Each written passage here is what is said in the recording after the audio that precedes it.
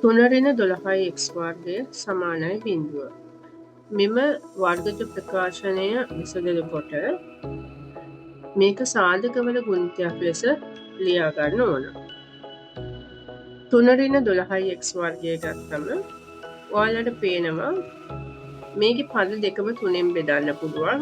එහෙනම් තුන සාධකයක් විදියට අරගෙන මෙම වර්ගජ ප්‍රකාශනය තුනේ ගුණිතයක් විදියට ලියා ගන්නවා මේ ආකාරයට.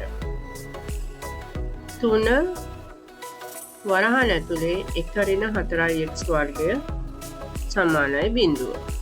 ඒ ගත්තම මේක වර්ග සංඛ්‍යා දෙකක්. එතකොට අපිට මේක ලියා ගන්න පුළුවන් වර්ග සංඛ්‍යා දෙකක් අතර අන්තරයේ ගුණිතයක් විදියට. ඒ කියන්නේ අපිට a වර්ගය ඍණ b වර්ගය තිබුණොත් අපි ලියනවා වර්ගමූල සංඛ්‍යා දෙක තමයි ලියන්නේ a ඍණ b a ධන b. මේ විදියටම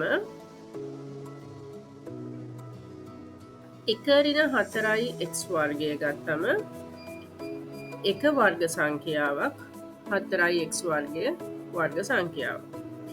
එතකොට එකේ වර්ගමූලය 1යි 4යි x වර්ගයේ වර්ගමූලය කියන්නේ 2යි x. එහෙනම් අපිට ලියා ගන්න පුළුවන්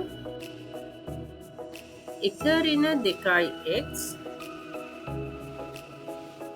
1 ධන 2යි x ලෙස. දැන් අපිට සමීකරණය සුළු කරන්න තියෙන්නේ 1 ඍණ 2යි x සමානයි බිඳුව හෝ 1 ධන 2යි x සමානයි බිඳුව 2යි x උත්තය කළාම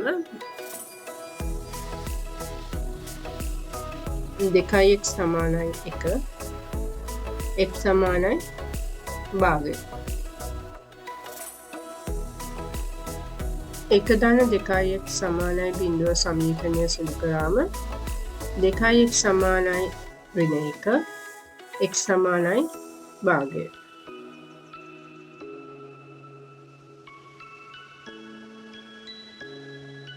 උත්තරය x සමානයි ධන භාගය හෝ x සමානයි ඍණ භාගය.